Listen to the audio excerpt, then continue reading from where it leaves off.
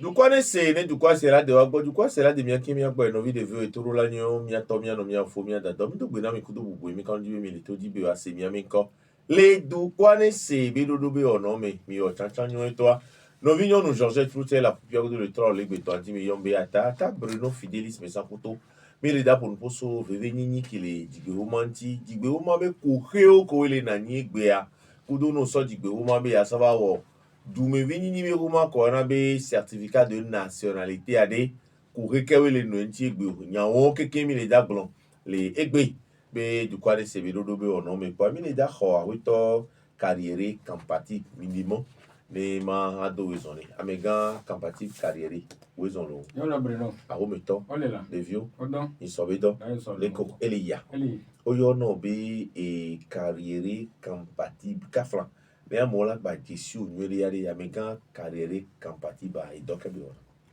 bon mdo bueno bon pour le moment yam ni bon responsable du personnel les sociétés de donc ngbanyi président na OZEP association des usagers du service public donc nous kami on a mis pendant dumevio no ja démarche administrative de quoi document de l'administration mais ni be dumevio de do courir l'administration mais ni be ja wonde do courir ni ba mi asina mi te perenti bon nous egbenyi relation entre l'administration et les citoyens gombe courir que les ni be bon o wa service public o wa na dumevio donc no wa na dumevio e gombe be c'est un droit quoi droit benyi be citoyen de la service public e gombe esi et de dollar de si secours dollar do et mon nuet et dollar do tout quoi et nous que état là we on a citoyen quoi bien les bien interpeller état ni be ngom le nyawa ne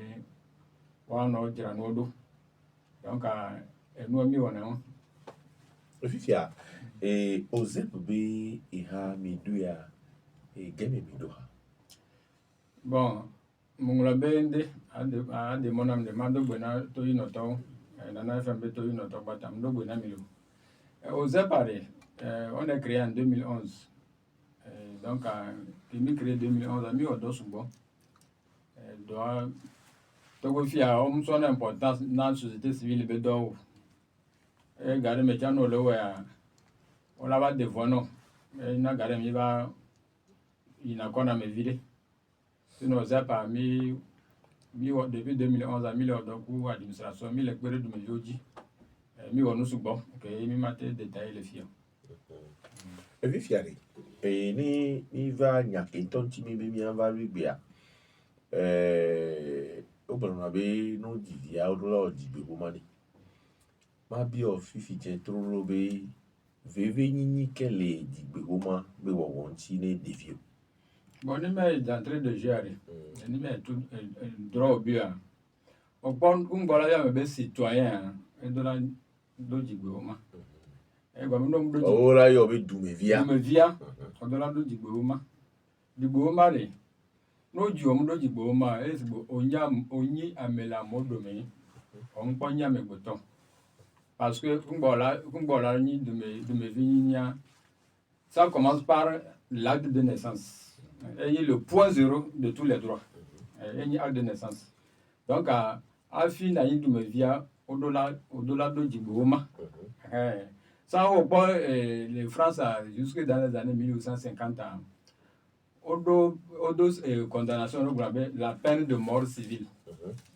Et quand on dit, Neibo ya ou Dumevi ni la sio. On veut te neutraliser quoi. Aussi beau ya ou voir au-delà de voya ou quoi.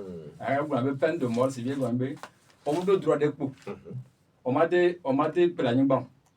No division on m'a dit transmettre depuis on a vu on m'a dit d'accord tout quoi on m'a dit on dépôt donc nous on doit dire au c'est comme tu es en état de mort civile e gbe ba me ke no di go mo wa jenare pe pe mlesio de quoi nous là c'est gênant bon nous là pas bientôt mais il y a d'accord à mon do di go ma va y avoir d'accord et on va raccourci au millionnaire parce que gari mo yana fio no va témoin be ame ani et fio moi fia légitimé na me en tant que personne juridique quoi moi fia la na wala ni amegbeto la modomo Donc ma raccourci juridique, oui, c'est les facilités, quoi. On cherche les facilités. Si on est mis là d'accord, et de me via de la de Djibouma, affilié là, ça va s'inscrire en tant que citoyen.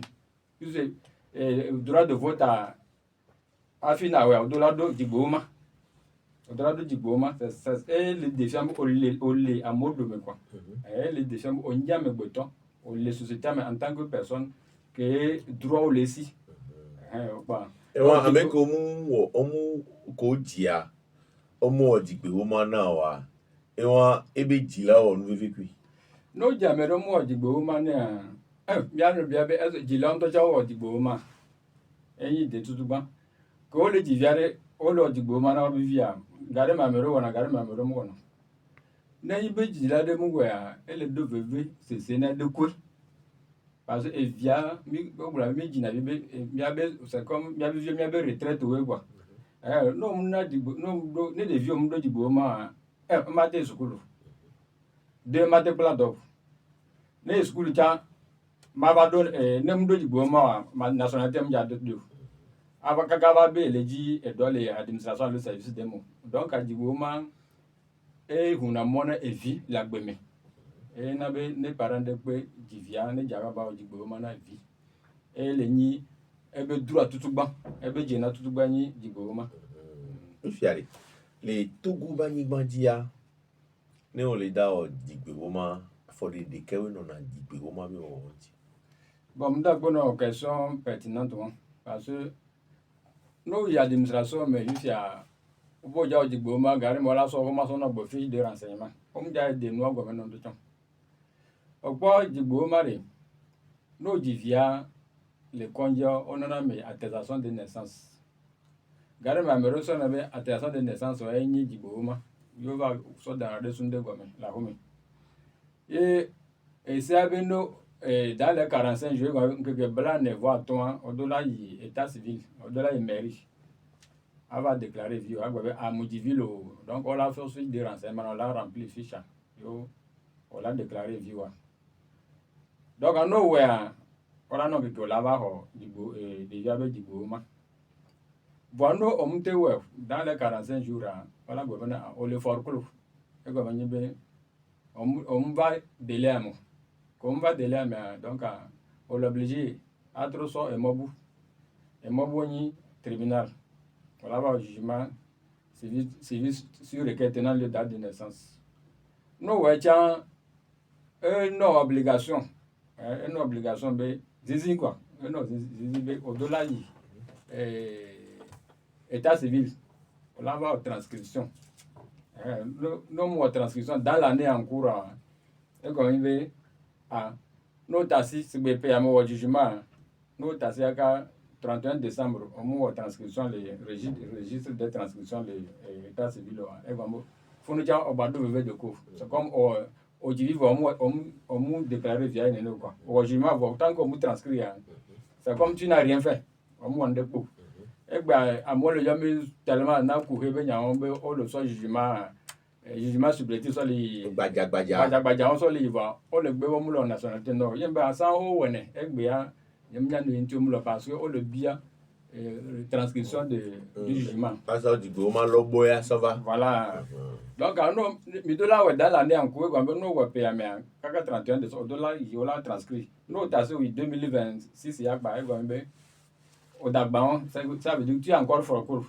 et quand on m'a raté on découvre non parce qu'on mon jugement c'est venant dans le donc il y a ton mauvais no au bon jugement ba jagba ayi enia état civil va transcrire le no so lo homa lo ba so no lo puis fiali et ogombe ni odivia maman donc il t'a ko divina mea o so na déclaration de naissance so dona lo meni attestation de déclaration de naissance so dona lo meni et yo la sobe o Djibouma ame o kana sebe wen Djibouma na yo sigbe oyo ona France be power ze vivi France a no divia les coins zerika et donc il t'a ko divina wa o la bi o renseignement kwa o na no na Djibouma zerika nuka o e miami fi o mate wo enene meri o mate wo enene kon ko di le doa me o di na ville funu wa ne o ji devia sirika kwa ano jigbe uma ne devia sirika Mkpabe susu nyore ogbobe sanwa no gema absent de communalisation gbele onwolo. Mim en tout cas to gwa mi va gbe développement to carrément parce que commune wa développer na du. Egbe mkpabe commune do wa au moins le son le wenema état civil sur le gogo population. C'est déjà un pas. Voir que mi abios gbele ko gbula. Obo no so mi la me bois. C'est une très bonne chose. Donc à konji ami abe konji on au moins là tout kiosque de déclaration de naissance de chaque état, chaque dispensaire quoi. Même les bagnes dispensaires au CHU tout ça là, nous tout kiosque de ben nous au loin on là te va déclarer vieux les filles. Puisque et si à ce boulot que boulot si un docteur dit bon on là te déclarer vivant. Donc il t'a qui dirivia les renseignements les vino assis C'est ça. le ko na nko o nous que to funa abeyin ko de ne o gbe onu ya pa dókítà la te déclaration de naissance donc là ouais ça reconnaître ben docteur là ouais. Donc no ouais on da se jo quoi. Donc ne on a te we kafla émission ebe vivien état civil e o kona ke pele do po la po dókítà Kwandi c'est ça.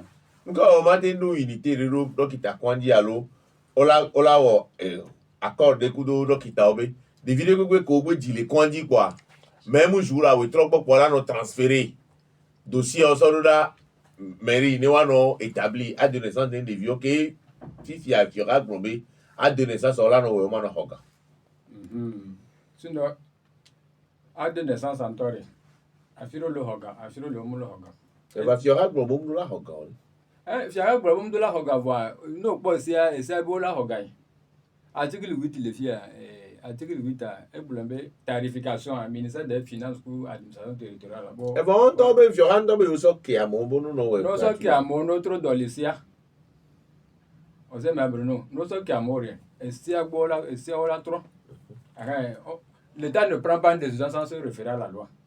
Donc, en tant que loi les contredit ou avec décision, au-delà de la loi. Donc, il y a une idée. Sinon, l'État civil a mis en place mais on a harmonisé le prix. Non, on a harmonisé presque le blanc. Nous avons le tout comme mairie au patin, on va regarder. Parce que mairie d'eau, mais on le regarde. Donc, nous avons trop récapitulé. Et nous avons dit que les conduits. Kiosque on tient la guana à mon la porte de vide il y avait vu que la mot le traîner on la porte de vide donc à notre kiosque on a déclaré des vieux mais on peut tout déclarer là-bas les dates de décès même et ni e vo de ano pour le Kwandi quoi zerika funa polo certificat de décès alors le pas donc sinon nous n'y a de béni to go fion de jangare ma na mo va be la au certificat médical de code de décès tout 40 ans béni na on a tout 30 000 donc on le pas gare me de jamulo na sona na mo amelo fana ko yibe dina ba so no c'est un droit pour le patient ou bien sa famille donc enyami bulani be il faut commencer par faire les réformes moi et il y a proposition pour Emilio miao dina sa ko to no di sa be l'innovation vient d'ailleurs no il y a filo va ko no miere o la troso va domi de o chan la te tout dulu donc an gba susu ko dia susu miere be ni be wa so qu'est-ce que so do quelle de déclaration des naissances ou bien d'état civil même ça va conduire ne on a déclaré dans l'instant T quoi donc quoi be nous que on les bio ya vivilia et des vidéos ko di les bagida be filmé so péré mais kaka péré mais beaucoup to que on be de naissance on da ça on m'a vu le problème no là enregistré et nous les homa mais les siamea et nous on a dit bébé menene ola de feuille a de tineme amelo sona ko wo tutu bato a efe go gba ona na mebu ne o le rationaliser o le we kususu be ko ma gba for register gba for na yo kabo ke we gbebe de bi gbogbo o jigbe homa régulièrement wa be ji love o jigbe homa no wa be jigbe homa ndo pepe o le po su show ne me vio wa de kaflan ago avec Emile Sono. O gbọ́dọ̀ san wade o so na no so na chef canton gbo afio chef de village o donna agent d'état civil chef canton o donna agent d'état civil il y avait aucun contrôle mo lo Et nous, la poste, l'agent d'état civil était payé indemnité, l'ONM. D'un des collègues déclaré indemnité au latin. On le paye. Il y a l'ONM. Peut-être dans le mois, je n'ai enregistré que 10 personnes. 10 personnes, quoi, indemnité, on m'a soubourné. Donc, il va y avoir une fraude. Et nous, que fraude, c'est la fraude des agents d'état civil. On a violé le document. Et comme les feuilles, ça contient 5 volets. Avant, c'était 4 volets. Ça contient 5 volets. Volets, on a rempli des points. On a soit volé tout le monde à Balo Benko. Volé, on a Kodjo Benko. Volé, Tongwa, ainsi de suite. Et nous va clôturer le registre en deux ou on clôturer, non. Il continue. Jusqu'au 31 décembre, on doit clôturer le registre. Et puis, il y a même registre à Voilà. Oh, il y a des registres de cas au PVP, ton phare. Voilà. Parce que vous m'avez pas toléré. Ok, vous m'avez pas toléré pas. Oh, le ouais. Or, on dit au 2024. On continue le registre en 2025. Donc, énormément les nicouvés. On a pas sur dossier ça devient des problèmes. Donc, énormément, c'est l'État. C'est l'État. Il m'a été accusé de vidéos. L'État a un problème. Parce que c'est l'État qui enregistre les naissances. Une fois que vous va l'État, il va enregistrer des vignes. Donc, ne erreur est le fond.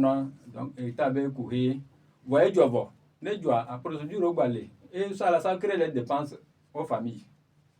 On les crée des dépenses dans la famille. Il faut aller maintenant annuler tout, à trouver au jugement que on va trouver au processus souvent ça il n'a dépense famille. Or à Guamuso abo, ils sont agents d'état civil verront encore le fond ça. En tout ils ne sont pas verrés, c'est qu'ils étaient maltraités. Donc ils moyen pour watcher nous sur le nouveau moyen mignon. Moyen mignon. Gare me déjà no where on la béa. Nous entendons fraude tellement on la so on la te registre à bout. Alors babadu. Alors gagne simé. Au deux moyens sous que pour comment dire effacer les traces. Donc on l'avait état civil on l'avait enregistré on le registre parce qu'il sait qu'il avait fraudé et il avait fait du faux. Mais il veut la poursuivre non là tu vas les faire. Donc amero buna ko maintenant enregistré donc carrément. Donc c'est ce qui fait que egbe a mo le do couver sous bon. Donc il y a bien des blancs sinon c'est l'état. Et il a vu que le cas non le cas là trop le tribunal là annulation. Et ma vie a trouvé et on l'a soit goané et joie. Et on l'a trouvé le tribunal là on l'a en recherche infructueuse. Nous avons dit qu'on on l'a tout fait. Nous mais pas on l'a en recherche infructueuse mais on l'a tout fait. Puis on a travaillé justice. Bon au jugement subjectif sur lequel il y a trop de reconstitution. On l'a tout fait. Mais au jugement au travail état civil et transcription on l'a tout fait. Mais au nationalité ça on l'a trop dit. On l'a tout fait. Mais quand même gomme on l'a tout. Par exemple, gomme alors ils agissent avec gomme mais jawe avec gomme. Parce l'État en principe duro mais anaibo nous on va dire son naissance on va dire sous chemin quoi on doit poursuivre l'État. Asonyaro Edouardi alors mairie anti.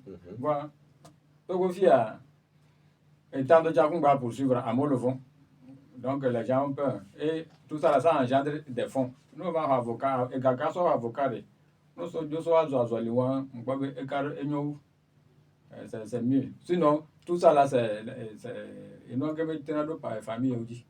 Et si à Bromé no dit de vidéa so gbegbo dit de vidéa kakada sine et considère matin ngeke bla ne voit toi orola dit gbegbo mané de via.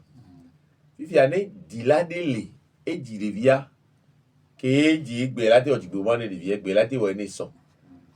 Ko ne kaka ngeke bla ne voit toi musu gbo unu e o ye amedo wa ngolo na bea. Bon, Bruno, Bruno, au pas nous passons et nous au passons que bla ton de gens sont là, on l'a pas me recours m'a déclaré avec vous. Des négligences de bénina na mero. Ku amero muso veveni na acte de naissance. Et donc on a te béné avec vous va do et c'est de non jugement non, là mais au moins pe ala diviser parce que garé mais amero me donne avec vous school kaba. Donc nous, la loi de 11 juin 2009 relative à l'organisation de fonctionnement de l'état civil au Togo. Et ça, l'article 39 BR sera puni d'une amende de 20 000 à 30 000 francs. Quiconque y étant légalement tenu aura négligé de déclarer à l'état civil une naissance ou un décès. Et voilà, 1.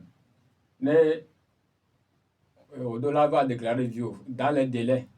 45 jours qu'on a, on va poursuivre. L'État pour là tout amende de 30 000, 20 000 à 30 000. Bien, 20 000 à 30 millions, elle a su, a fait on déclaré vieux. Gare mais à mi va pas pauvreté dans les mélos. Pauvreté dans les gens à mordona ou tuna hondo à de quoi. Tant mais pauvreté me le vendre va dire via à déclarer via ou et gamelo. Or, quand on soit déjà va y donc, n'ayez déclaré au lieu de combien de l'eau 0 francs. Pourquoi par exemple, abono est 0 francs. C'est abono est 0 francs. Donc, à si nous qu'elle poussé à mon fille, maté va déclarer vieux. Parce que nous pouvons la déclarer. Nous maté, on t'a maté y aller. Et son nom y. Alors, il y a été missionné à Méré. Il y a été don à Méré. Voilà. Il y a été don à Méré. Alors, donc, il t'a via. Elle a déclaré fin. Mais au bon, on l'a déclaré vivant. Nous qu'elle n'aille à mon déclaré la vieux. Peut-être on doit information une autre. Sur dans le principe, nous. Et bien, le mouillé. C'est l'un des parents, ou bien comment l'appelle-t-on? Amekola va déclarer via parce qu'il y a des choses qui se passent. Hein? Et nous, on est tellement bien. À moi, soit avec naissance, soit avec du moussol, comme ça. Voilà. Voilà, tout ça, on a méré pour me, bah, ouais, non. Mais ouais, on a nous, et je sais, moi, le mérite, tout ça, on a son avoir déclaré via. On a son agarré, mais on va déclarer dans des vions. On a son garçon, on a son de ça,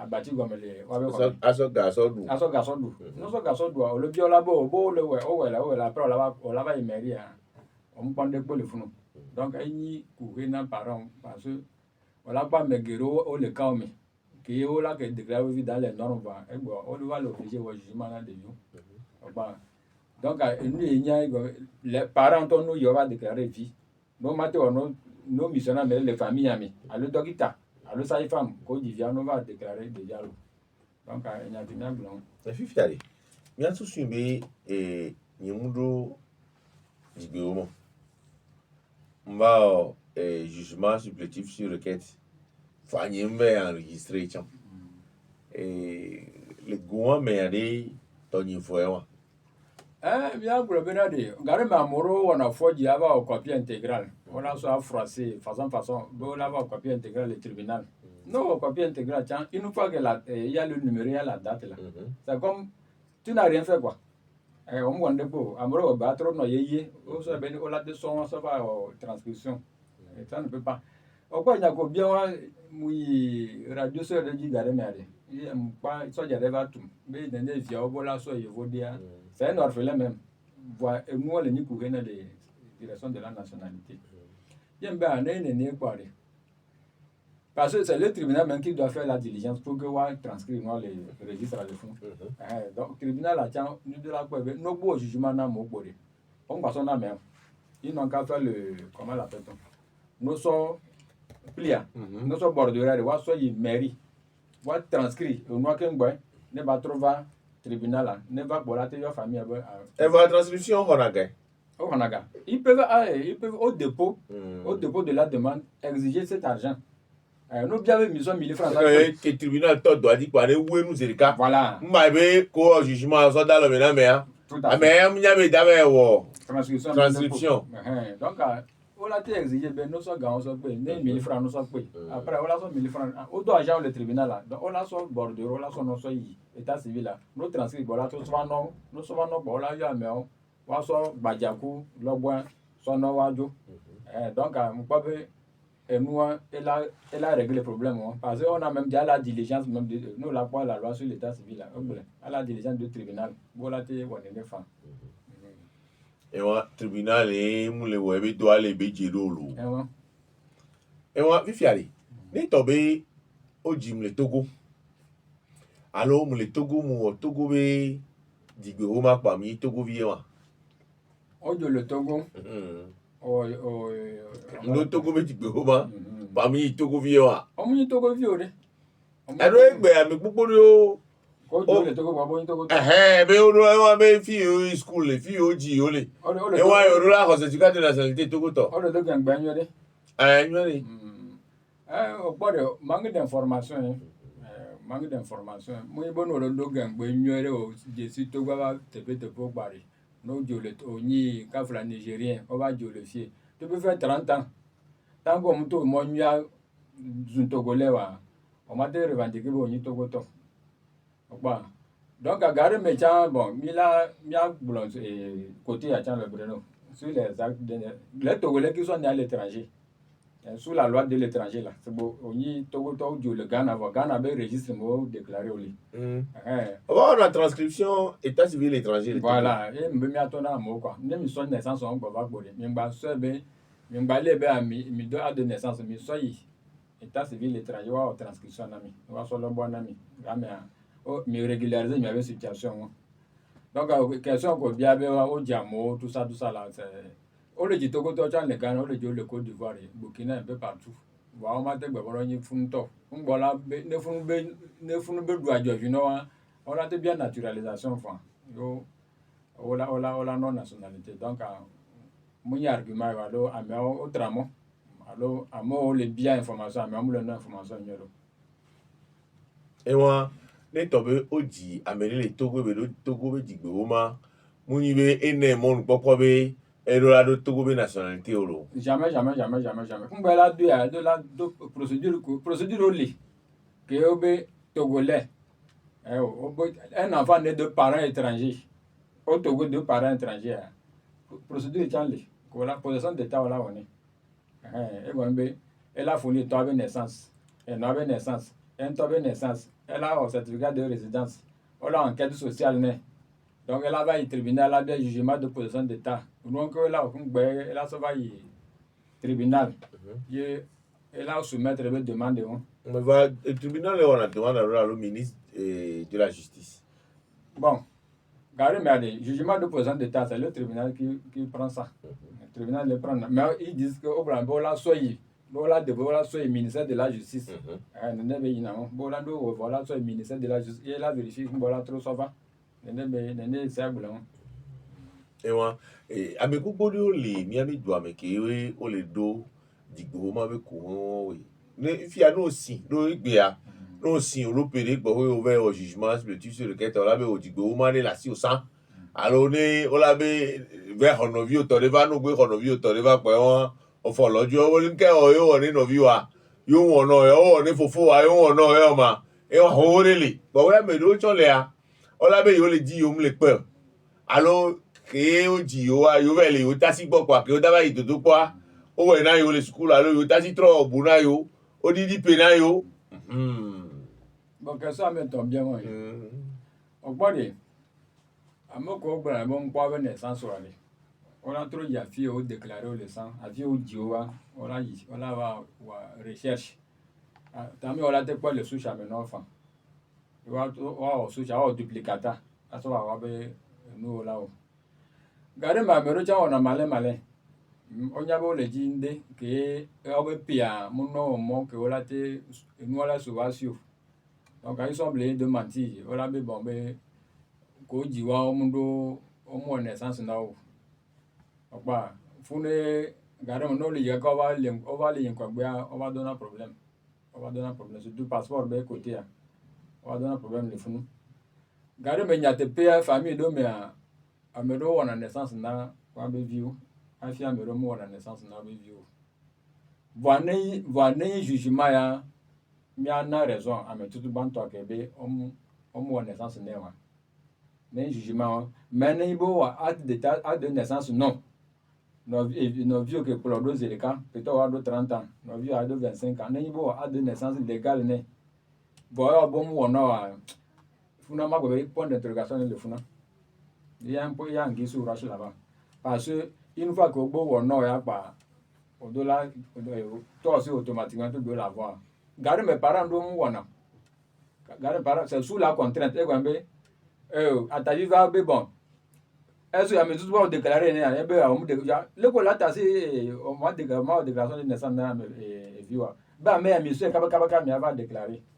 cas de figure on chanle ke nyi be ame o le rejeter ne ba mo wa o do la enquête poussée abia kwa be est-ce que enya me le blindé est-ce que il dit vrai ou pas donc les deux cas sont possibles les deux cas sont possibles soit au jamais tout bon on naissance non mais à me veut qu'on va naissance sous l'influence des parents ou bien des amis là ben ah no divia pour de la naissance donc et nana me revoir on naissance na me potion voir mais tout bon garder me on non c'est pas négligence c'est pas négligence aussi donc il a mettre blanco et on tient fifia ne o jigbe homa mi po ebe nu vevere be yin no mdo jigbe homa wa ele jigbe be omu agbeto le fifia re no ola globo yin jure me toare jigbe homa ke la si o ela defi omo yin ju ame tolo alo nu bo na lo jigbe homa ji nda gbono brno enu ya mi le glisse so li nationalité be nyam très bien o se nu agombe kaba egwa mi bere nya mi togo to ngba wa gbe mi togo to re mo jigbe homa ma so fion ndo lo na be certificat de nationalité on sait mais donc certificat de nationalité on de et la défiant be onyi du ya me to donc c'est sur la base de ça on a revendiqué du ya me to mi donc on m'a dit so jigbe homa so traverser Ghana be frontière afi même ngba do passeport ando chan alo nationalité carte d'identité nationale passeport permis de construire conduire tout ça là au-delà de certificat de nationalité même ngba na y fonction publique wa odon gane mo grambe acte de nationalité togolais tout ça là non nous deux on m'a revendiqué droit de coup donc en plus acte de naissance ça nous que pour donner nationalité et nationalité moi elle veut verinto elle veut vérin parce que nous ja flado non on donne nationalité on m'a un passeport non o ja carte d'identité nationale non on donne nationalité on m'a un passeport on m'a un carte d'identité nationale non donc nous aucun que nous cité va quoi donc nous me voyons c'est comme mari et femme wa me voyons zona e no be enu ya jigbe homa kodo certificat de nationalité a o le jigbe be asukwa sinene nene ne fi amule o ma de divio gbere ne bi amule ya omudo sa e ko na ko la tro if yari ne mbe ma wo certificat de nationalité fifi diari for the kewe no nji bon mu do agbono ogbo certificat de nationalité de to go fi ya quatre modes be e mo amene o la teto la hoy won ne sa agbono e mo tout bande ni na to so gome quoi o ya be naturalisation e wa be onya me juro le togo fi o ba ma ton ye edu ame juro be a mba fi a le togolo le wa ba gbejo jina mo qui sont gentils edu ame jan jina ma no o ba ma ton o do 21 ans o la te bien naturalisation e wa be o le ba ni du me vie o la ngolo homa ro dabe voilà if ya nji me o naturalisation ale ke mazomo on a ministre de la justice on a ministre de la justice en son moment a exposé des motifs moins de 21 ans on m'a dit bien nationalisation on m'a dit bien donc on a ministre de la justice a exposé des motifs tout et nous ke nti o le dit be ya ni togo toloa tout à fait donc on a voir on a un décret de naturalisation décret on a soit direction de la nationalité et on a soumettre après l'équitance pour nous on a bien quoi connaissance que ton donc aí nous introduire voilà soit on a été délivré nationalité non et moi tu es un étranger qui a fait 5 ans au Togo ça et au bio naturalisation et moi deuxième mode il n'y a pas alliance et quand il be ne Togo ta vifia monde ivoirienne alors burkinabé alors nigérienne alors nigérienne ne yibe me le dit et sur un be azun togolais togolaise donc ma te soit nationalité soit né et tu as la naissance copie légalisée pour certificat de mariage soit borenti a soit pour nationalité ni certificat ni quoi et ça va au dépôt ne au dépôt elle a tout en pas on a te délivrer la nationalité. Et on Togo nous sous. Né de Amedjovi Nyonwa. Elle a été née Togo de nationalité phare. C'est ça. Il y a des Togo Nyonwa de Amedjovi nous soirée. Ne Togo nous sommes de nationalité. Et encore les miens dénés. On est les miens à Magno. On va encore, elle est douée, mais encore, on va nous parlons sur un duo là. On parle de l'homme. Gardez mes les filles, mes bras, mais Togo, même sous bolo. On est très nombreux Togo. Moi, je soutiens cette thèse. On devient de plus en plus nombreux Togo. Et ça inquiète. De quoi perspective de comme les nations. Il n'y a rien. Nous sommes toutes les régions du Togo. Avec GIZ, fait des communes du Togo. Oh, dans les régions, il n'y a rien, même aucun embryon industriel. Il n'y a rien. Bientôt, il y a vu au Habakeya. Bon, les enfants là, quelle perspective? Et donc, ils sont quels des vieux aussi? Rien du tout. Rien du tout. On met en encourager les naissance. On fait du tort aux enfants. Au Lavaria, mais ils vont souffrir pour rien. Parce que Togo, il n'y a rien. Il n'y a rien. On m'a dit deux régions de Mégola, unité industrielle de Kéléko, 100 genoux. On m'a dit, même à le Messi, au bout des doigts même. Donc, un pays comme ça, on doit encourager les naissances. Moi, je dis, il ne faut même pas encourager les naissances. Mais on va dire sous bois. On va dire sous bois. On va devenir des loups. On va se manger cru parce que dans les cas ici, on a dans les cas ici, un seul pot, on a 10 000 personnes. Bon, et nous on vient. Combien de temps les filles, nous on les dit gardien, alors on les dit driver. Voilà. Puis les cas, dossier voilà c'est 60, 70, mais puis les cas pour les dire. Voilà. Donc c'est symptomatique même que le pays s'en avance pas. Mais le fait de route gouvernementale, il me de la route on va dérouler le fait. Moi je ne vois pas la route. Je ne vois pas la route. Vision de comme les nadouya. Donc il y a soit d'arrêt par le cas. Sinon il faut pas encourager la démographie au Togo. À vie Emilia, on est le deuxième pays le plus peuplé de la CEDEAO. Et il y a tout le temps. Et après le Nigeria. Nigeria, c'est le Togo.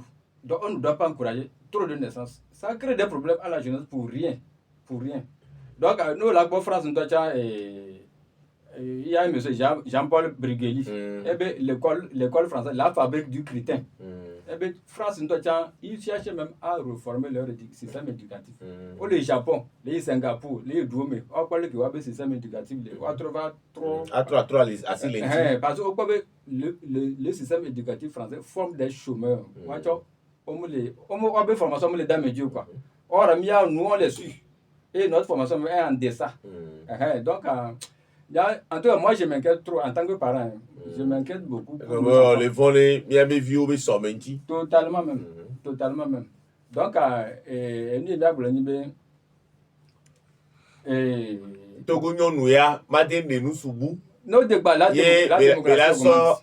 Mais là, il y a une nationalité, son nom nous soit. Démocratie là, non. Et puis, ça donne la tricherie. On l'a pas vu, on l'a pas dit. Lui, il veut juste les. Comment la paix. Voilà, les Togo Nyonou, et du bout, nous souillons, et il y a matin des nationalités aux gens. Voilà, il dit des vieux là, nos nationalités Togo. Les enfants doivent prouver qu'ils doivent renoncer à la nationalité de leur papa. Ils doivent renoncer à la nationalité. Nous sommes, il y a une constitution. Il y a un code de nationalité. Il y a de nationalité togolaise, celui qui est né de père ou de mère. C'est pas juste. De père ou de mère. L'ordonnance de 7 septembre 1978 là. Ah voilà, il y avait une constitution de 92, la constitution de 6 mai, et Blomé est togolais, article 33. Et celui qui est né de père ou de mère. Et finalement, on a trop révisé. La constitution est la loi suprême. Mais et si on va la découler, on a trop révisé. Et loi de 78. On a trop parce que ici on a dit l'enfant né est togolais. L'enfant né d'un père togolais. Ah voilà, il y avait une constitution. C'est la loi spéciale qui fait la nationalité. Constitution, c'est le supra. Ah la loi. Et il y a les contrôles de la constitution. Donc il y a du la trop. Ah oh, et on a trop d'olier. Mais la constitution est amenée sur quoi? Toutes les lois doivent découler de la Constitution, puisque la Constitution est la loi suprême. Bien sûr. Les lois doivent découler de la Constitution. Mais une fois que la loi inférieure contredit la loi supérieure, donc on doit modifier la loi inférieure. Parallélisme des formes, donc voilà, Voilà. Dolly. Sinon, non, Dolly, ça, ici, ça, l'article 3, ça ne Eh ben non, ça, article 33 de la Constitution, est togolais, celui qui est né de père ou de mère. Allô? Voilà. Donc, à côté, l'ignorance constitution, on peut admettre ça. Mais il faut que l'enfant renonce à la nationalité de son papa. Oui, mais il y a bien la nationalité. Parce qu'on a dit quoi ici? Nous, la pas fière. Article 2. La nationalité togolaise est attribuée par le seul fait de la naissance ou sur le territoire togolais à toute personne ne pouvant se prévaloir d'aucune autre nationalité d'origine. On est pas. Donc, n'ayez ou de père togolais là,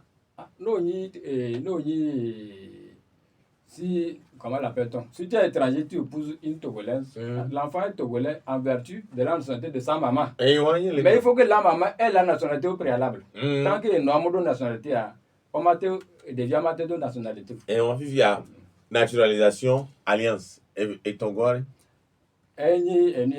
Filiation, et les blancs.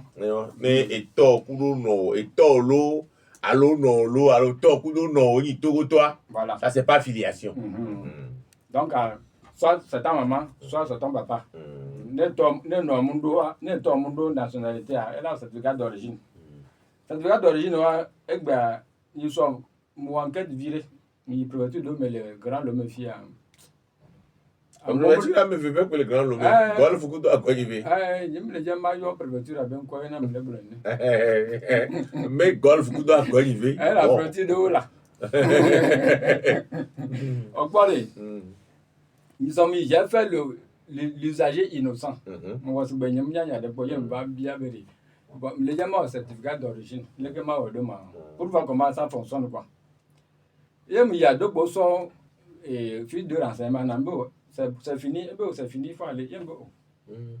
Et information, parce qu'il y avait nos voisins à Zoli au Lazon. Donc, on me donne l'information. Or, il y a une information. Donc, il ne donne pas. La fille de renseignement, ça ne suffit pas. Oh, non, il y a ici. Gavana, mais agent, c'était pareil. Et là, il y a Azoli qui est là. Donc, la fille de renseignement est insuffisant. Ne pas renseigner usager. Donc, N'est-ce pas par certificat d'origine, tombe de nationalité. Voilà, il tombe de si moi je suis de Dapan, ou bien Bruno, tu as des lacs. Les parents, là, je retourne au village d'origine de mon papa. Village, je me lève blanc. On va vivre en Guadeloupe et tout fiodio directement là, il préfecture et les mahomas sont les et les remontées sont les fiodio. Bien sûr. Donc, nous, il y a attention d'origine, l'arbre généalogique. Et nous, il y a Togbe au Joloa, Kaka, et Togbe à Mandrégoin. Voilà. On va remonter les 7 générations.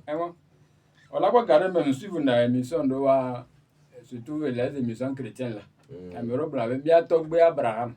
Bon, nous, bien Togbe, 3e génération, on est incapable à son. Ouais, il y avait Togbe Abraham. 3e génération sont incapables de te donner le nom même de leurs grands-parents. Donc, il y a un signe d'aliénation proprement. Donc, après 2 jours, il y a Diagba, à fier les génération. Moi, jusqu'à la 5e même, on peut remonter. Donc, on va prévoir, tu achètes tout, et on a tout enquête à dire. On a canton, les CB là. On a CB, tout le CB là, c'est les chefs canton. Voilà. Les chefs canton, et voilà, c'est les procureurs. Tout à fait. Procureur, voilà. Bon, oui, préfet, alors, secrétaire général de la préfecture, là, va signer par ordre. On va sortir à transférer au Manora et direction de la nationalité. Tout. Voilà. On va créer un service public groupe TG. Documents physiques, on va renseigner les sites à dit. On va créer compte, on va renseigner les sites à dit. Nous renseigner, on va comment l'appelle-t-on? On va scanner, on va numériser, on va nous, ils ont 2 mois. On a 2 mois pour étudier le dossier. Et on a yobé, vivia. Voilà. Là, un document physique avant. Tout à fait. Et un document sur les directions de la nationalité. Donc, c'est dans les préfectures. Ils sont les préfectures là au bord du là, et ainsi au bord là où elle est. C'est bien, je suis ici, mais au petit de golf, je vis une nationalité, là, je vais aller faire le dépôt là-bas. Donc, il y a là, convoi sur la direction de la nationalité. Il y a là pour lui, non. Au moins, une communication entre l'usager et l'administration. Et nous, qui avons nos isolements, avant les services contentieux, on a fait des dossiers au Lyon. Nous, premier, nous, nous sommes on peut de son over. Là, c'est très bon. Là, ça évite les tracasseries à l'usager. Il y a affiliation, hein. Et une guane. Possession d'État. Et bien, on soit affilié va. On va diviser le Togo. On les aime bien. On soit affilié va diviser le Togo. Donc, à vue à SVB, ça il se comporte comme un Togolais. Donc, elle a dit bien, possession d'État. Ne y a pas bien, ne au certificat de résidence va. Ne soit toi qu'on avait du bureau va. On a enquête tout. Nous on va pas là soit il y a le tribunal. Nous on va voir là soit le ministère de la justice pour avis quoi. Et là trop soit voilà soit convoi de ça la direction de la nationalité là on y en est. Mais ça prend un peu du temps. Amero c'est un passé nous ça on me laisse ne pas donc nous y a prendre notre temps parce que il faut statuer. Et procédure à l'administration qui est là, il y a on attend venir. Amégan Kaderi Kampati, Oya Weleni, Ozep, B et Ha, B Konoto. Mi Kwedo d'ici, bébé, nationalité à Fidukui, Boboile Léolo Vivi.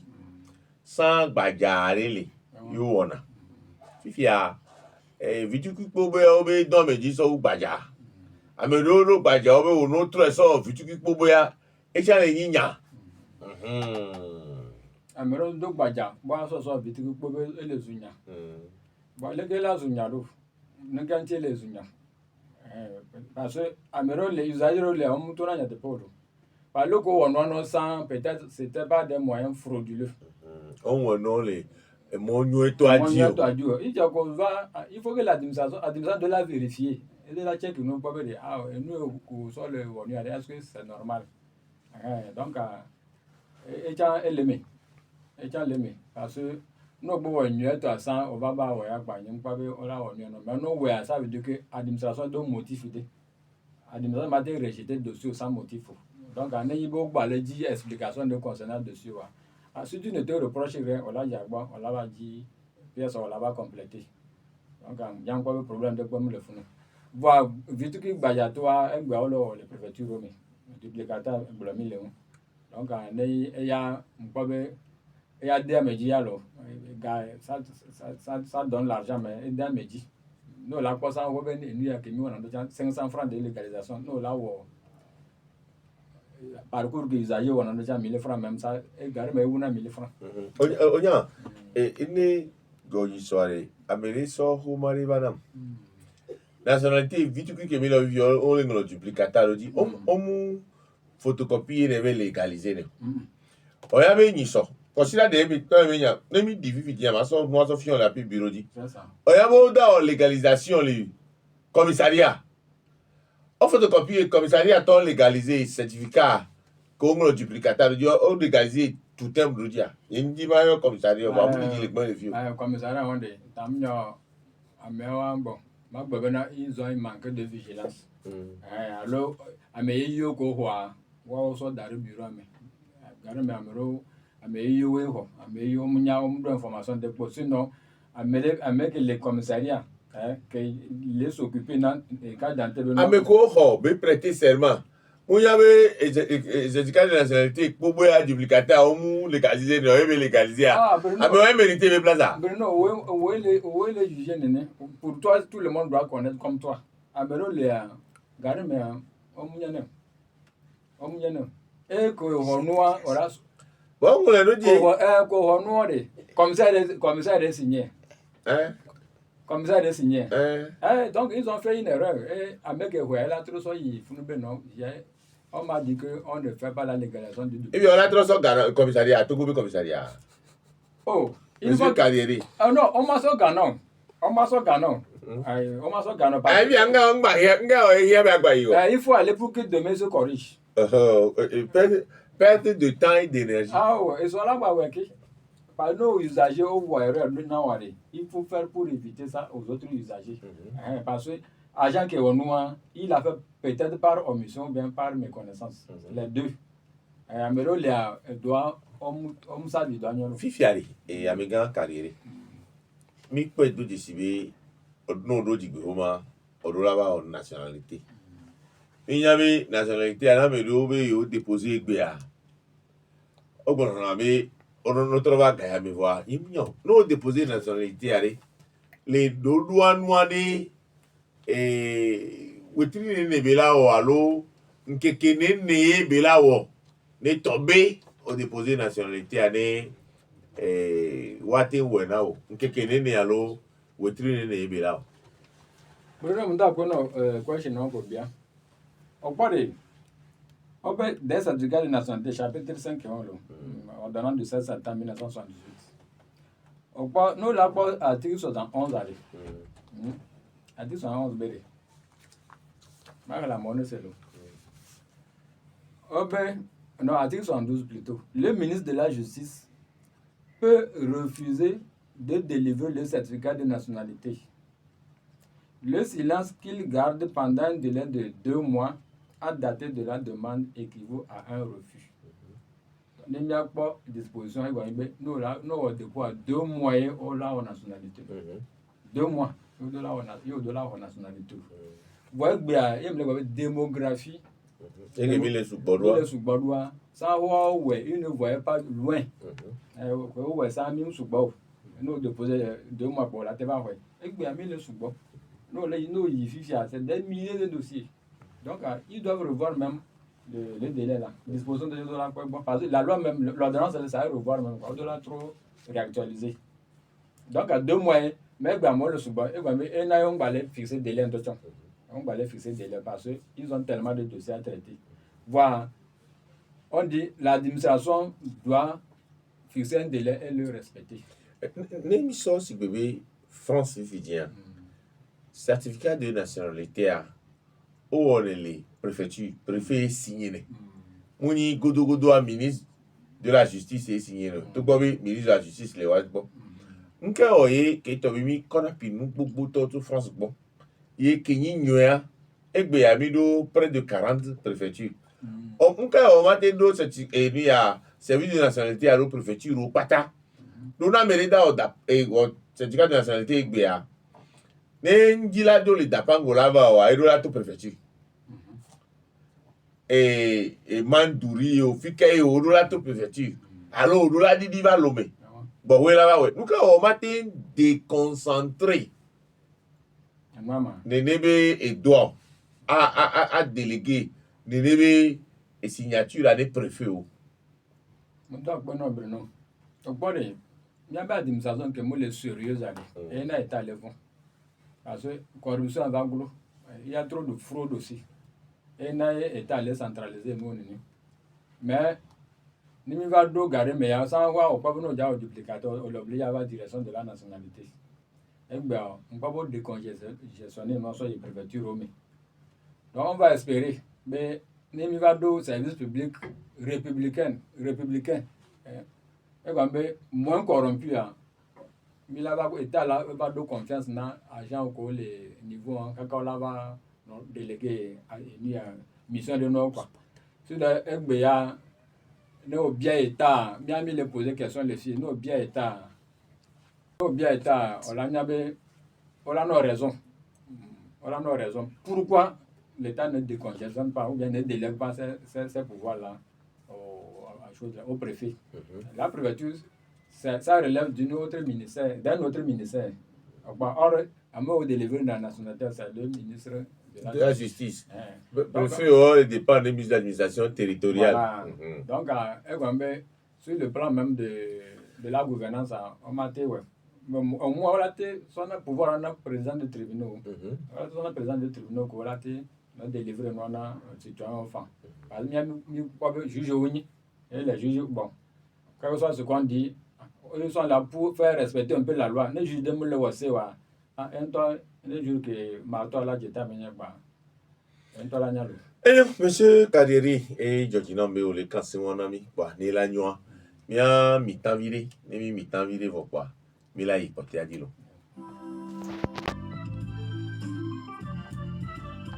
mi le kansi onkudo awito kampati karere kileni ozep be habin konoto mi le ponposo jibehoma be kuheo kowe nanani no rawo homa ke defio moni jumevi qu'on a certificat de nationalité à fort de dire que oui non entière amega carrière enu ne chan le yin be na me gbogbo le o sigbele ke jigbe o ma be ko o le a na mo da be wo certificat de nationalité ke jumevi be homa ke le yin vegoa ke la bodo jigbe o ma di na to so homa pote o wa ku he gbogbo le no ne ti ku he ka mo do na go yo la te do so le na mi o do mi nya me vi gbogbo le o gba ho back yo la ji tu kana o me zane ya ku he ka mo do na go le certificat de nationalité.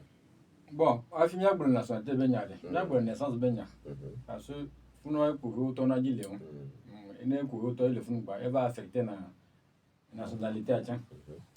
Au point garé, mais et mi pour l'ensemble, au laté, naissance, volet numéro 5 à numéro 5 et numéro 10 là, nous dit. On l'a va au switch, on l'a va le point numéro 100. Numéro Masogbo. Numéro Masogbo. Donc, on soit ma voix. Donc, tu es obligé de repartir à zéro. On a trouvé l'état civil du lieu de naissance. Et on a recherche un fruit. Tout ça là, qui est mis blanc quoi. On a un jugement de reconstruction, tout. Gardez moi là, quoi, mais on a un prénom. Madame, on a Mensan Fifidien. Mensan Kofi Kodjo. Alors, Mensan Kofi. Et toi, ben quoi, on Mensan Kofi. Il y a qui vient son Mensan Kofi Kujo. Son peu. Il y a qui est Mensan et N. Et Mensan, il y a MEDSAN. Il y a qui a Mensan Vegoin et MEDSAH. Et même Mensan, mais les noms, l'écriture diffère. Donc, à Founachan, ça devient un problème. Le nom du père et de l'enfant, il y a dichotomie. Quoi ben ngolo me a on le do alors le cadio. On dans le cadio. Donc do le on a à Santa Curudi. Voilà. Do le on a Santa Cure. Et do le la ni à sans circonflexe. Et do le la ni à sans grave. C'est ça.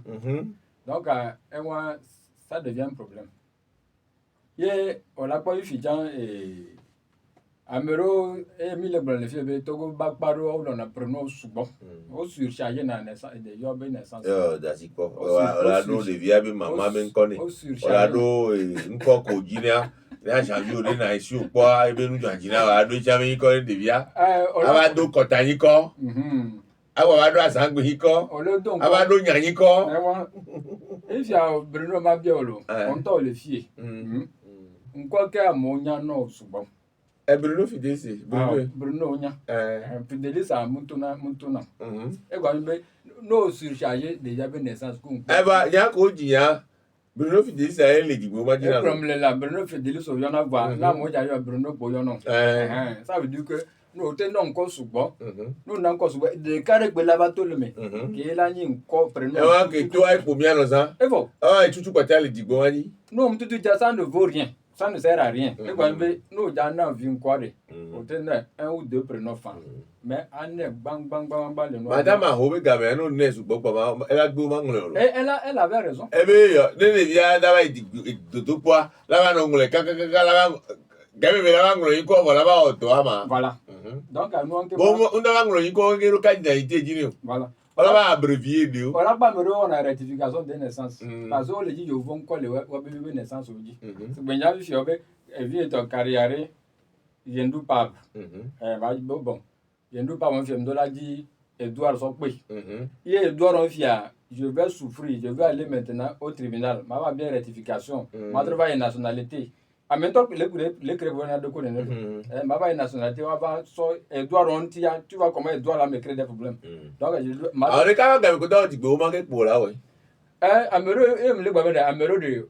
on va dire et nos chrétiens sont pour vivre naissance. Donc, ils sont obligés maintenant d'aller faire demande de rectification. Et ils suivent encore ce parcours vraiment douloureux là. Donc, il y a la pointe non composé que mille blanc comment l'appelle-t-on? Ahadi pota. Encore benilo. Ahadi pota. Dami a tiré les deux mains. Voilà. Avec les autres tiré deux mains. Tout à fait. On l'a rejeté, on m'a vu. Totalement. Et je le dis, donc, c'est des difficultés qui relèvent même de nos propres erreurs. Il y avait erreur, oui. Alors, agent d'état civil, erreur, oui. Donc, nous, il faut, nous, le créer pour l'on usager. Il faut, il a déjà, il a on a vu quoi. Il y a un courant, nous, il y a voilà. Non, on va s'offrir, bien validé. Tout à fait. Agent d'état civil, c'est bon pour le blanc. Au-delà vérifier, on doit vérifier. Et puis, regardez-moi, on a là. Nous, on a là, et à Saint-Église, voilà, l'âme. Après. Voilà. Non, pour le soit passeport à l'ONU, on l'a rejeté. Pour l'antia, on l'a beau fraude. On l'a rejeté. Regardez-moi, là, on a un barré. Avec là, on a là-bas, on a pris nos BTP. Tout ça là, il est blé, et l'ONM. Il est blé, il y avait naissance, et il est créé à Zolina, il y a de quoi pour rien. Donc, et nationalité de côté de Tchang, nous, là, parents doivent, homme nationalité, alors Amérodo, voilà, comme on le dit, les noms ne sont pas les mêmes. Amérodo d'Ivia, devions porter un corps, vous. D'abord, mouton, couteau méchant. Devia de haut, couteau, et méchant couteau. Et de haut, couteau ballot. Voilà. Et de haut, méchant ballot. Et de haut, on a son cogné. Bruno, so, abe. Ah bon? Ah, devinons les avec beaucoup de les on sort avec toi, prénom. Ça sort. Alors, on sort avec toi, bébé, quand sort, abe. Abe, non. Et les bang, mais on l'a pas dans la même famille, ils sont les mêmes, mais on doit encore pour. Il y a nous, une famille, une famille, il y a. Na mais Jawa nationalité, il y a là au certificat d'origine, il est obligé là au certificat d'origine. Ils sont de même père, il va le faire certificat d'origine, mais vous avez le certificat d'origine, ainsi de suite, pour un même papa. Donc, il faut avoir la même famille. Et nous, on a eu de nous. Mais famille, mais des violations encore, je crois que moi, une famille, famille Bouna, quoi, des vieux Bouna. Des vieux, nous la remontons à Yolando, et à Meron Bouna. Fiade amegan kambati karieri ninya be kuheo na nani bobole ni wa do lo galo molea ola jo jigbe goma ola o nationalité a on la be o cardinalité a e ja gba yin na kuhe bulo cardinalité a kuhe ko en tout cas yamu yi commissariat de l'année passée yamu comme il y a après midi yamu comme il y a bon, ben, va mal, cardinalité. Il y a ben, ils ont déjà clôturé. Il dit, mais il est 15h, comment vous pouvez clôturer à 15h? Le service public à 17h30 et au tournant. Il y a le point bizarre, ben, monsieur, que nous, on ne va rien te faire. Ben, non, moi, je ne suis pas d'accord. Ceux qui viennent là, ils viennent faire quoi? Ils ont reçu les choses le matin. Le service public est continu, c'est jusqu'à 17h30. Donc, et donc, so 7h30 et 17h30. Donc, on va dévaler et bon à Medoya, la Medo, les va et puis, on a bien recommandé. Nous avons fait tout Gangan, Bigangan, Kova, Hodo, Hami. Go Hodo, Kobe, Amo, Loenema, Oba, Mo, Pava, Go clôturer Lisa, Obido, Anti, Kabakabanto. Parce que j'ai mis tout Baja, Yami Bigan. Donc, que M. Téléphone, il y a un commissaire, bon, nous ne va pas en cadre d'antenne nationale, et bien les morts, les gueules. Et commissaire, et Homa, un temps Homa, et Kogam, les féliciter commissaire. Et Homa, et soit il y a agent Weber. Pourquoi le monsieur, vous ne voulez pas le faire, la carte d'identité? Eh bien, quand on les a Homa, on est un homme. Et bien, il vient faire du bruit, il vient faire du bruit comment? N'aime bien à Gomé. Moi, il veut me le brûler. Parce que Améro, les usages doivent être traités équitablement. Ola Léodo alors de Kadi. Totalement. Et puis Améro, la mienne discriminé. Améro, la mienne. Non, les Bénéois. Non, l'égalité des citoyens devant le service public. Et comme bien que nous soit l'administration, bon. Donc maintenant, ça me va, non, pour essayer de me venir, on va créer différence les mêmes. Donc le jour là, jour où comme ça, la trouve bon, je suis allé, que me trouve ouais, non.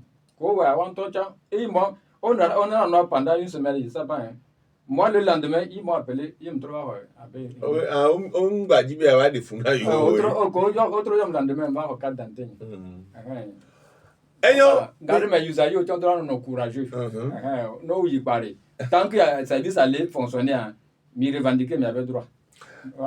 91 09 60 60 allo 96 61 58 58 91 09 60 60 allo 96 61 58 58 les miyoa les nyabio bio les mibio abio monsieur Campative Carrière que les ni OZEP ben kono toi mais la te bi fa fari fa yeni mi bi quoi nkano dibe ela do inti na milo fifiari amigan Carrière que moi les dike ade amekeye esinvo mudo humane pepe mudo digbe homo fifi ebe la tonu si anudiare azonera no hozuni anela we kaka so digbe homa kaka be kono nationalité aba candidalité aba passeport a nene la te to le gomene kasubala to le gomene parce que regardez mais mi dona zemi jami mo na reçu o mi mo na reçu azoli plus au dollar le na jugement. Nous avons travaillé transcription. Nous avons transcription, voilà des romadianos, avant légaliser. Au deux le funa, avant avoir certificat d'origine. Au deux le funa, on l'a le nationalité. Nos documents qu'on va avoir là, c'est service de nationalité. Nous le funa tient pas aller. On l'a nationalité non. C'est tout un parcours. Nous on la trouver carte d'identité. Carte d'identité va nous après. Processus légué, ça dépend service qu'on le dit quoi. Donc enyao tu na azoli beni gana beni. Et on a venu les caméras. Allô? Allô, bonjour. Bonjour. Elle est tout Sagbado. Ndo tukale. Ndo 57 ans. 57 ans. Didi woman bagay la fi. So justice boni ko na ma. Obe yo ma ba te tro. Et de ma bio c'est bé si y a un peu les solo les pas danser. Donc les cobrare comment va dire. Ya nuka oye bagay la si oye lo boyam la si o. Bon, et de me comment dit woman na ma yo wa lo to no. Enyo. Monsieur Carrière là de Tino. Bon, je le bien dans question à ça. Bon, egbeare sans voir no ja wa la ba a légaliser jugement po. No légaliser a so pa. On la so ba lo ni no egbe o le gbe o question bien bere. If ya de no gbe le ko ja o fi ma. Nde benya npa recours o la recours gbe. O la recours. Service ole. O la recours. O la te médiateur ba fa a expliquer no ne. No la te wonu ya. Ne yibo gbe na au transcription, ça devient nul là. Là, on peut comprendre. Il doit être transcrit au blanc. On va non mot transcription et au jugement est nul. Il y a pas la fille mais on doit être transcrit dans le registre de l'année en cours au blanc. Mais ils n'ont pas complété par une autre disposition. Ah, non, on voir ça entraîne la nullité. Et on la trouve pas ouais. Il y a bien allé. Mais ça le cas d'identité, il va bien ça passeport à l'eau soit. Et là va ça il la va nyaima. No il faut na tamunyo wala te nya tamunyo wala te to nye pa no pomilo. No pomi bon no pomi miacha enu enti onye do amila jaga mia seme ne recours le nya te gbedenti fa 91 09 60 60 non vignolé les camions. Ouais, allô? Oui, allô, bonjour. Oui, bonjour. Le coup mais où? Manya Niko. Non, mais le baston. Le coup mais na ne na sana afia kwa. Ni na te abu kwa transcription. Donc il y a ni mai uno to tu da lo bona ma ko adu ko no te non ba la transcription mai bola te. Funja on tu ba tu ya lo na ko na ya Améga Olivier Nyako le glomim seigneur de voir Nyako dit la glomi c'est me coulé et na me de yoare ne mba so no so no do e main libre dio e fe gwang ba no so no chon portable a monu no le miate senyame ebe edo digbe o ma lobo mi awo digbe o ma lobo am digbe o ma beni jugement est béni Voilà. décision de justice et jugement béni Tout à fait. benade homa e ole na obe fi ohane o digbe homa no Vraiment. e fi o me no o digbe homa no do la o transcription Tout à fait. o do la e o transcription Dans l'année en cours. fifi ebe e so yo le gbe leke la we no ma be e tro so justice be ma te o homa na yo Ah, et on vit c'est un gros problème. Et quand on a trop passé à boy. Parce que nous elle a affecté à mon sous-balo. À mon guerrier, on a mis na elle le gouche à na me rondo cha. Parce que disposition de comme les bé non moi transcription la gbe. Alors elle a trop nul. Wa délivrer jugement na citoyen. manyo mi awa for the day avec pour ministre de la justice Elle a non. Elle a non parce que nous on a créé problème na. o sep ne o don ne jume vieux Ni là ouais mais il faut que ça me que le cas mais no gogomi bare au moins on a les preuves mais on rejeté nous sur la base de ça au moins no ja ouais pas no so ya au moins on a c'est on a le blanc mais no il peut pas le blanc le kia et moi elle a défoulé 91 09 71 71 allo 96 61 58 58 ne miyomia milasi miamenko allo Allô, bonjour, ça tombe bien. oui bonjour Donc, il s'en vient dans l'eau. dans sola Donc, il y a avec toi, dans le temps, donc là je tombe dans le temps on doit vous parler. Mais on dit, elle est venue à toi. Et toi, le bois, elle est venue à toi. Mais elle va te dire, on s'en fait quand elle te voit. Et elle me dit, elle vient à dire, et on va faire ça, on m'a dit, mais elle est venue. Elle me dit, comme elle est venue. C'est même question où elle est là. Après, elle m'a dit, dans la torre. C'est même question où elle est là. Elle va vous dire, yibe ya iwe no ene koma le si ko la d'accord ya fafare wa le si ame aye o ya me gbogbo oh kakoda o ma bia le si apo a ola ele d'accord fa e o e ame gbogbo ri o le glomera ni bo we mi la do akoda o ma bia ela nya be o opération foraine ne watro digbe o ma ne Togo vi ko si digbe o ma mu le wa comme ça carte d'identité mi la no le da si gbo ho e la be no wo enregistrement le akoda o ma bia di ga me dubu me to ma wa no wo ho ma wa jo no da ko ku mi o c'est là il y a 35 ans gbo David une fois que ngbo no Togo be ho ma wa re mo no la da ko le Togo to me ete no fie obene atikpo no tome et puis alors faire ka jama tros lo gbede game be bio naturalisation voir aussi aglobe no le Togo et puis amato yo gbo be Togo Georgina yen gba jira jo la te bio naturalisation fa ke ngbo bio naturalisation kwa mdola akoda o ma bi donc à David ente ma me ko o ma bia nu ka o e ajo yi o do ma le la ho me ore ole o ma bia le pare me yen to ezoye ye o e ko gro na be ya me vere témoigner be o jesi a o jesi bo o jesi a Togo to be yin ça fausse les jeux c'est ça ope a sinon il y a David Oblandi à Mesumbo il y a plein d'étrangers qui font les cartes étrangers beaucoup le on a carte d'électeur souvent on est et donc à Meroso on a carte d'électeur au Togo vi ah on a te fi carte d'électeur à d'accord enfin mais on parle le nord droit ba ni Togo to a des nationalités au pona à moi 35 ans gore et là ne te va me guarantee là en naturalisation ne wa pere la passé et viola te hérité c'est comme ne te jagba wo nationalité togolaise et viola te hérité be nationalité ne be Togo be no joji ne be ya su Togo to et moi mais mi bra be kumbola exercer droit de vote il faut être citoyen parce que nous est mis le blanc et à de naissance ko to que mulewa et le créer des ordres sinon on m'a dit exercer droit de vote tant que mon citoyen togolais. Donc, à mon avis, on peut le prendre comme fraude. On a téléphone. Donc, ne on a duré mon bas à son doigt mais toi naturalisation wana et tu as azoli benilo 91 0971 mila ho me potea le kame kwa mia do lo tini ame ho. Allô? Allô, bonjour à vous. Bonjour.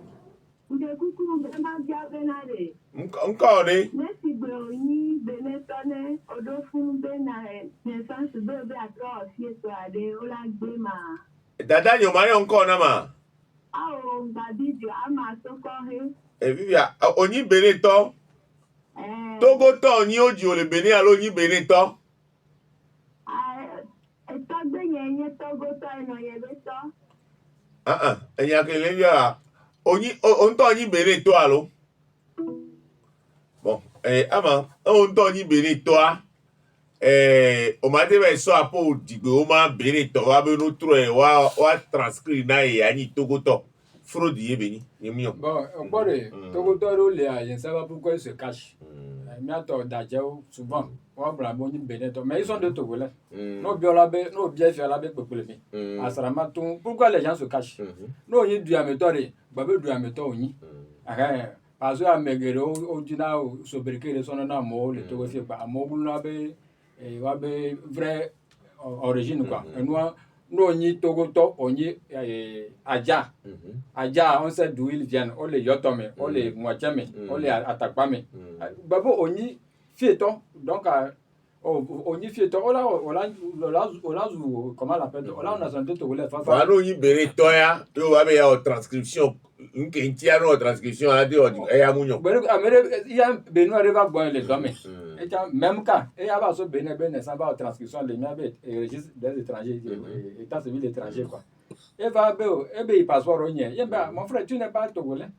Et ma gueule, il m'a découvert à maintenant, nous. Tant que. Oh, jamais, moi, je ne fais pas ça. Ah, il m'a dit. Donc, il m'a dit à Zoli, il m'a dit à Zoli, mieux toi dit, et moi, mieux toi dit, quoi. Sinon, Benoît m'a dit à transcrire dans les filles, à ce béni togolais. Non. Et non, Amégan carrière, miabe vieux Robac. Et fifi ya me beaucoup torio la to nationalité be azo les ozwandi ya. Ne devia auto school diari, ne devia ba Robac ne tukarang baba nwenchi. O même te o nationalité, o mte o inscription allo, o inscription, o le note o aso ni ya na mte ba le ho ed kude to wa. Le keye mi la nu poke mi la pone devia be jilao. Bo we devia la Robac le la o homa me nya onono. Au bord de Yémia, nous qui à mon nom pas pour pouvoir déclencher le processus de nationalité. Donc, on est vieux d'eau, un an de jour, on a nationalité 9 ans. On a nationalité 9 et vieux enfant. Donc, par an, aussi, tu dois avoir vieux général du Kaba. À mon pas de naissance, non.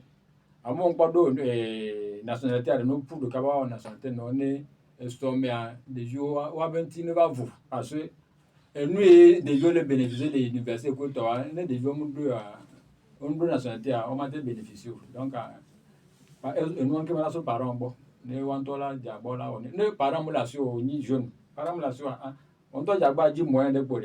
On n'a pas de la pouvoir. Donc, il y a un membre, donc, nous devons la citer, nous avons dit Kaba, nous sommes en bava, Vonamilo.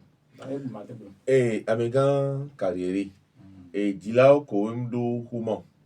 Omdo nationalité coup de to wa wa be viole suku la de ne be jila wa de ne mi anyo wa nya ke bi la ti brona jila ko mundo homa omdo nationalité wa be viole school jila on no site kaba e mgolem fi no site kaba no wa certificat d'origine de via we no diagba no nationalité parce que gbe no alors on to wa ti wa be humo kaba voilà ne le viole ti bénéficier tout à fait parce que jila do na ku fia lo amero le abe ya ishimbo nda affilié donc ne devient ne toi be ma wa devient toi le toi ne wa we alo ne po no wa gbe ne ba we ne gambe et so mais ma va no tebe après le bac me la va no poudre gauche droite quand moi le bénéficier est que toi garde après le bac là vous lancer dans concours d'eau amero par de alors même de ne vieux ho bébé ya on lancer dans concours scientifique et ni a lycée scientifique non do nationalité o ma yori do omji we wa ho jubu me to so wa do mi ave lycée scientifique no wa no po jiro aya me ori c'est ça Donc, c'est bien que le blanc, preuve venir bien de la cité, il y avait vieux naissance pour la santé du Kama. Ne, vous m'avez pas tant nous soumis aussi. Ne sommes à ne pas vous non. Amégan carrière campatique ne tobe nyakote relation wala gbon. Ne togo vio ko ese miamenko le miabe homa yo be wo me nyakola gbon. Bon, donc, Bruno, donc, Bruno, tu n'as pas de donc, moi aussi, vous me depuis le début, Caravana Gamadi. Bientôt, mais quoi importance que l'ENA et Miabe du Boma. Mais pas, venir que l'ENA et Miabe de me venir, be Homa. Donc, il y a une ma blanc, mi fond. Mi badalo, mi fond kaba. Donc, il y a deux causes d'abord, vous-même d'abord. Et il y a fond, il y a le viodi. Mais il y a no chance. Et comme ne de vieux do Homa, chance de millénaires, mais surtout le dos à filer, pour entendre nous quoi. Et donc, à chance garde millénaire de vieux, et ce mois, tu as un dynamique. Et nous, on a de quoi. Donc, tout passe par, et nous, comme le tout, naissance ou nationalité. Bon, nous, nous, on me fait au diplôme pour tu vois, non pas naissance pour nationalité, on a au diplôme en nom. Donc, nous, on a mis, et l'été, de la cité de Cabado, il y avait vieux remonté. Amégan campatique carrière et miaba me gogolo la dibe ayo voa on tin do monu do kame. O manami no ba one amede le do kurea. Ye minyame mi pe na me onti. E mi atin so le akona mia. D'accord, Bruno. Là, mais a contacté pour conseil et orientation. 92 40 66 90. 92 40 66 90. Maintenant, je ne fais pas ça. Ne me conseille. Démarche. Voilà, mais avec moi, mais passeport, nationalité, que mi godo pas. Mi gbe yo rejeté, mi avait demandé tout, mi wazoli keje, même le quoi dont tu as, mais tu vas m'y appeler, mi 92 40 66 90. Mi da pene aweto compatible carrière que les OZEP be ha benko ki gba kanse nkudu mi egbe va de lumenami igbe homa eni cadeau alonu na tutugban ki mi la oni bi abe vio yelana de bi abe existence juridique yelana be olanya be ni citoyen eni jumevi baba ho nationalité bo lo ti kwa ne be ya o carte d'identité yo e be ya o passeport yo la mi nya be dudu me Mouya, et nous avons dit que nous avons nationalité. Nous avons nationalité à l'événement. Nous dit que nous avons dit que nous avons nationalité, nous avons carte d'identité, nous avons passeport. Que là, nous avons quoi. Nous avons des vionti. Nous avons des vionti. Nous avons si vous avez dit que nous avons des opportunités. Nous avons des emoji. Nous avons des emoji. Nous avons des emoji. Va au bloqué homa non le service des passeports nous qui tia omuwele dodo nyu etomeo mi da kwene mi ameke wedo tomi se mi amenko Georgette Cloutse et la popia ko do tra le gbe to anti mutona ata Bruno Fidelis pesa photo bye bye.